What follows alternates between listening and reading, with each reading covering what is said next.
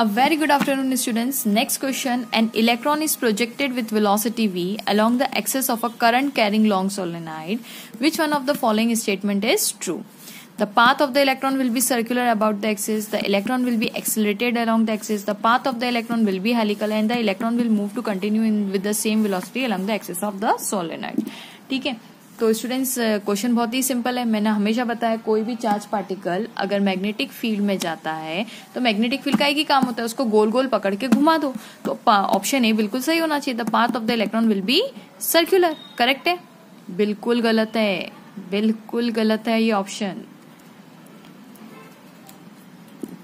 तो क्यों गलत है? अब आप लोग कहेंगे मैम फिर फिजिक्स तो बहुत टफ लगता है. देखिए फिजिक्स टफ नहीं है. एक्चुअली फिजिक्स के जो कंसेप्ट्स है ना वो काफी बेस आपका स्ट्रांग होना चाहिए और इंग्लिश समझ में आनी चाहिए फिजिक्स की, तब तो आप हर क्वेश्चन कर सकते हैं. अब आप मैं समझाती हूँ तब आप कहेंगे हाँ करेक्ट बात है. ठीक है, देखिए कैसे करना है इस क्वेश्चन को.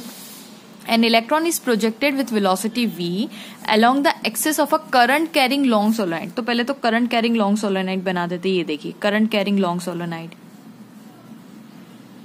ठीक है, ये करंट कैरिंग लॉन्ग सोलोनाइड. अब आप मुझे बताइए कि अगर ये करंट कैरिंग लॉन्ग सोलोनाइड है तो इसका काम क्या है? ये मैग्नेटिक फील्ड को प्रोड्यूस करेगा कहाँ पे? एक्सिस. तो एक्सिस पे जो मैग्नेटिक फील्ड इसकी वजह से पैदा होगी वो कुछ ऐसी होगी. देखिए अगर ऐसा है तो नॉर्थ साउथ ऐसा हो जाएगा, नॉर्थ इधर और साउथ इधर. ठीक है, अगर ऐसा आ रहा है, हमें डायरेक्शन अभी लेना देना नहीं है, लेकिन कहने का मतलब जो मैग्नेट, अगर आप करंट की डायरेक्शन रिवर्स भी करते तो इस डायरेक्शन में नॉर्थ साउथ आ जाएगा. तो कहने का मतलब है magnetic field due to the long current carrying solenoid वो कुछ ऐसे होती है. सेंटर से ऐसे पास, एक्सिस से ऐसे मैग्नेटिक फील्ड ऐसे पास होके निकलती है, ऐसे होती है. करेक्ट बात है कि नहीं है? बिल्कुल सही बात है. अब वो क्वेश्चन में ये बोल रहे हैं आपसे, वो कह रहे हैं कि भाई ये जो हम लोगों ने पास किए ना, इलेक्ट्रॉन पास किया इस प्रोजेक्ट है, इलेक्ट्रॉन के पास चार्ज है, बिल्कुल चार्ज है, उसको v वेलोसिटी से छोड़ा गया along the axis of a current. Axis मतलब ये, this is the axis of the solenoid जिसके पैरेलल कौन है? Magnetic field. Magnetic field is parallel to the axis. ये एक्सिस है ना, ये एक्सिस है सोलोनाइड की, इसके पैरेलल है मैग्नेटिक फील्ड. ये देखिए मैग्नेटिक फील्ड इसके पैरेलल है और आपने जो इलेक्ट्रॉन को छोड़ा है वो एक्सिस के अलोंग छोड़ा है. मतलब दिस इज द डायरेक्शन. कितनी वेलोसिटी से? v वेलोसिटी से छोड़ा है. तो आप देखिए इलेक्ट्रॉन, अब सब बच्चों को आंसर समझ में आ गया होगा, है ना. तो इलेक्ट्रॉन आपने इस डायरेक्शन में छोड़ा है. किसकी डायरेक्शन में? With velocity v along the axis.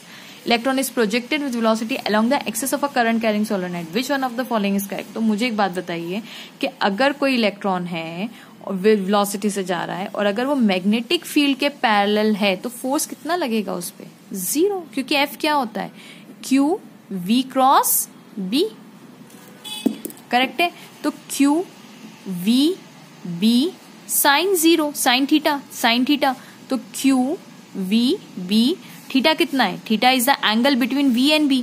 तो v and b, theta is equal to 0 between v भी इसी डायरेक्शन में, मैग्नेटिक फील्ड भी इसी डायरेक्शन में, तो थीटा इज इक्वल टू 0. तो sine 0 0, hence magnetic force will be 0. तो जब फोर्स ही नहीं लग रहा तो पार्टिकल सर्कुलर या हेलिकल या कोई भी क्यों चूज करेगा? अब आपको फिगर याद होगा कि उस फिगर में तो हम करते थे मैम, जब इलेक्ट्रॉन ऐसा जा रहा था विथ वेलोसिटी v और मैं, तो याद करिए उसमें आपको मैग्नेटिक फील्ड या तो ऐसी दी जाती थी या फिर बाहर की तरफ दी जाती थी. तो मैग्नेटिक फील्ड हमेशा देखिए वेलोसिटी के परपेंडिकुलर होती थी, तब जाके उस पर फोर्स लगता था और गोल गोल घुमाता था. करेक्ट बात है. और अगर हेलिकल पाथ भी है तो मैंने काफी क्वेश्चन किया हेलिकल पे भी. हेलिकल पाथ भी अगर है तो वेलोसिटी ऐसे होनी चाहिए जो कि थीटा एंगल बनाए और ये बनाए. तो जो कंपोनेंट मैग्नेटिक फील्ड के पैरेलल होगा, जैसे ये वाला component v cos theta parallel है, तो इसकी वजह से सर्कुलर नहीं घूमेगा, ये तो सीधा बेचारा ऐसे ऐसे सेम वेलोसिटी से बाहर निकल जाएगा. तो आगे बढ़ाने में मदद करता है. ये जो v साइन थीटा था ना वो सर्कल में घुमाता था, याद है? ऐसे ऐसे करके सर्कल में. तो हैंस हम फिजिक्स वही कंसेप्ट, अब मुझे बताइए क्या नया कंसेप्ट था? बिल्कुल नहीं था, वही कंसेप्ट था. लेकिन क्वेश्चन को ध्यान से पढ़िएगा तो आपको इजी लगेगा. ऐसा डरिए मत फिजिक्स से, बल्कि फिजिक्स को डराइए. ठीक है, हमारे पास नॉलेज है, ओके, हमारे पास दिमाग है, हमें उसकी पावर का यूज करना है.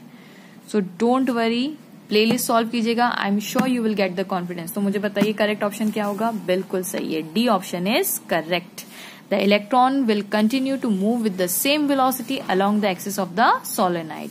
ये भी ऑप्शन गलत हो गया। The electron will be accelerated along the axis. Acceleration की तो बात ही नहीं है, क्योंकि देखिए यहाँ पे भी v cos थीटा उसी कांस्टेंट वेलोसिटी से पार्टिकल आगे बढ़ता है, जिसको हम क्या बोलते हैं, पिच बोलते हैं, है ना। v cos theta multiply by time कर देते हैं हम लोग।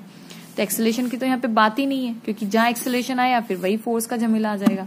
तो बिल्कुल भी नहीं, एक्सेलरेटेड नहीं हो रहा, उसी हम बोल ही तो रहे हैं कि हम बोल क्या रहे कि उसी वेलोसिटी से बाहर निकल जाएगा, तो बिल्कुल सही है, कांस्टेंट वेलोसिटी रहेगी उसकी। The path of the electron will be helical, ये भी गलत हो गया। So D option is most correct, बल्कि वही करेक्ट है। सो होप स्टूडेंट्स आपको वीडियो पसंद आया होगा, समझ में आया होगा। Please don't forget to like, subscribe and share my channel. खूब शेयर कीजिएगा। Thank you so much for watching.